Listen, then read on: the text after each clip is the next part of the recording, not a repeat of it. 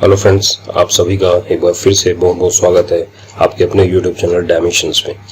Friends, आज हम लोग देखेंगे कि कॉलम में कैसे स्प्लाइस जॉइंट जो है वो हम लोग प्रोवाइड करेंगे। जैसा आप देख सकते हैं स्क्रीन पे एक सिंपल कॉलम का स्प्लाइस जॉइंट यहाँ पर दिया गया है। सिमिलर वे में जब कॉलम अलग अलग साइज के होते हैं तो उसमें हम लोग कौन सा जॉइंट यूज करेंगे, प्रोफाइल जब उनका चेंज हो, बॉटम पोर्शन अगर किसी अलग प्रोफाइल में हो, टॉप पोर्शन किसी अलग प्रोफाइल में हो, तो वहां कौन सा स्प्लाइस जॉइंट देना चाहिए, ये सभी हम लोग वन बाय वन एक्सप्लोर करेंगे। तो चलिए स्टार्ट करते हैं। सबसे पहले हम लोग एक कॉलम यहाँ पर जनरेट करते हैं। बाय डिफॉल्ट जैसा आप देख सकते हैं यहाँ पर 10 मीटर के अराउंड ये कॉलम का ओवरऑल हाइट है। सपोज इसको हम लोग को दो पार्ट पे डिवाइड करना है, या आप चाहें तो यहाँ एक और कॉलम आप ऊपर क्रिएट कर सकते हैं। अगर आपको सेम कॉलम को स्प्लिट करना हो तो सबसे पहले इसका कोई भी एक ग्रिड व्यू हम लोग जनरेट करेंगे, फ्रंट व्यू। देन मूव करेंगे हम लोग एडिट की तरफ और स्प्लाइस का जो टूल है उसको सेलेक्ट करेंगे। सेलेक्ट करने के बाद सबसे पहले कॉलम को सेलेक्ट करना है। सेलेक्ट करने के बाद जिस पॉइंट पे आपको उसको स्प्लिट करना है उस पॉइंट को आपको सेलेक्ट करना है। तो इस तरह से ये जो सिंगल कॉलम था अभी वो दो पार्ट पे डिवाइड हो जाएगा।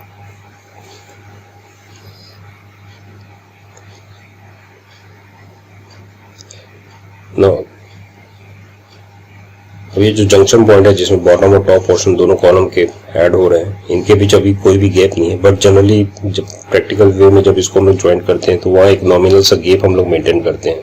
तो गैप जनरेट करने के लिए हम लोग इसका जो टॉप पोर्शन है उसको स्लाइटली 2 या 3 mm नीचे की तरफ मूव करेंगे।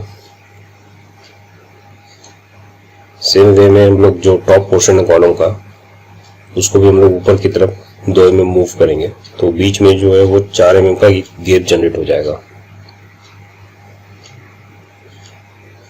अगेन आइसोमेट्रिक व्यू पे आते हैं।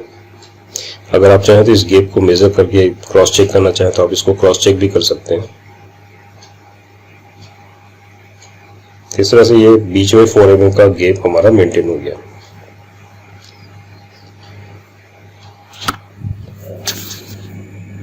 ज्वाइंट देने के लिए सबसे पहले हम लोग एक एप्लीकेशन कमांड पे जाएंगे। यहाँ टाइप करेंगे स्प्लाइस।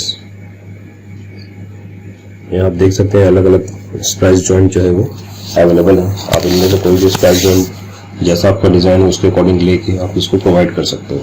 सपोज 132 जो कमांड नंबर है उसको हम लोग यहाँ सेलेक्ट करते हैं। सेलेक्ट करने के बाद सबसे पहले बॉटम पोर्शन को सेलेक्ट करेंगे, उसके बाद फिर हम लोग टॉप पोर्शन को सेलेक्ट करेंगे।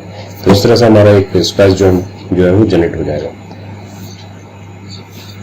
स्प्लाइस जॉइंट अभी जो है वो बाय डिफॉल्ट बना है। इसको अगर हम लोग को अपना जो रिक्वायरमेंट है या अपना जो स्पेसिफिकेशन है उसके अकॉर्डिंग अगर चेंज करना हो तो सबसे पहले डबल क्लिक करेंगे बोल्ड के ऊपर, तो ये विंडो हमारा ओपन हो जाएगा। विंडो ओपन होने के बाद सबसे पहले हम लोग क्रॉस चेक करेंगे कि वेब और फ्लैंज का जो प्लेट का थिकनेस है वो हमारे अकॉर्डिंग है कि नहीं। अगर वो नहीं है तो उसको हम लोग थिकनेस को जो है चेंज करेंगे। जैसे वेब का प्लेट हम लोगों ने 20 मिलीमीटर लिया, फ्लैंज का थिकनेस का प्लेट सपोज 16 मिलीमीटर हम लोग ले रहे हैं। वैसे अगर आप पार्ट का पोजीशन नंबर देना चाहें तो आप यहाँ वो भी प्रोवाइड कर सकते हैं। ये आपका बिल ऑफ मटेरियल जब जनरेट होगा तो वहाँ पर ये पार्ट नंबर इसी के अकॉर्डिंग रिफ्लेक्ट होगा।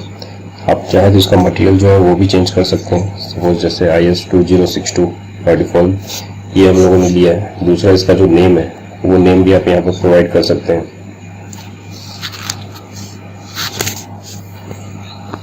अगेन हम लोग मूव करते हैं फ्लैंज बोल्टिंग की तरफ। यहाँ से आपको बोल्ट का साइज जो है वो सेलेक्ट करना है। सपोज हम लोग 20 मिलीमीटर ले रहे हैं। अगेन बोल्ट का स्टैंडर्ड 8.8 ले रहे हैं। यहाँ से हम लोगों को मार्जिन और बोल्टिंग का जो पिच है वर्टिकल और हॉरिजॉन्टल डायरेक्शन, इन दोनों डायरेक्शन पे हम लोग को प्रोवाइड करना है। सपोज जैसे यहाँ पर 40 मिलीमीटर दिया हुआ है आउटर मार्जिन, तो ये है सपोज हम लोग 45 लेते हैं। सेकेंड वर्टिकल जो पिच है यहाँ हम लोग 2 बोल्ट ले रहे हैं अपर पोर्शन पे, और दोनों बोल्टिंग के बीच का जो डायमेंशन है वो हम सपोज 110 मिलीमीटर ले रहे हैं। सेम वैसी जो बॉटम पोर्शन है वहां भी 2 पिच ले रहे हैं 110 मिलीमीटर पे, और जो आउटर मार्जिन है उसको भी हम लोग 45 मिलीमीटर मेंटेन करेंगे। नेक्स्ट हॉरिजॉन्टल मार्जिन और हॉरिजॉन्टल पिच की तरफ अगर हम लोग देखें तो ये भी हम लोग को 40 और 80 मिलीमीटर पिच दिया हुआ है। आप चाहें तो इसको भी चेंज कर सकते हैं।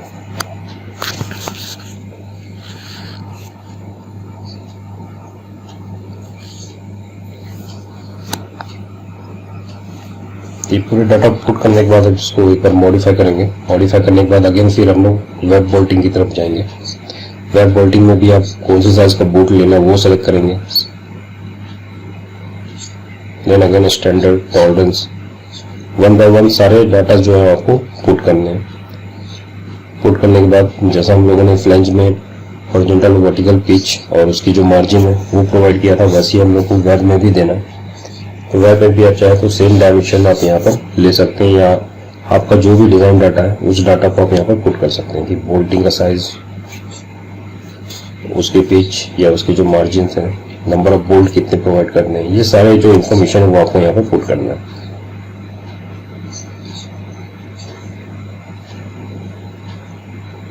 पुट करने के बाद सिंपली मॉडिफाई को क्लिक करेंगे तो ये पूरा जो स्प्लाइस जॉइंट है वो डाटा जो भी हम लोगों ने इनपुट यहाँ पर दिया है उसके अकॉर्डिंग ये चेंज हो जाएगा।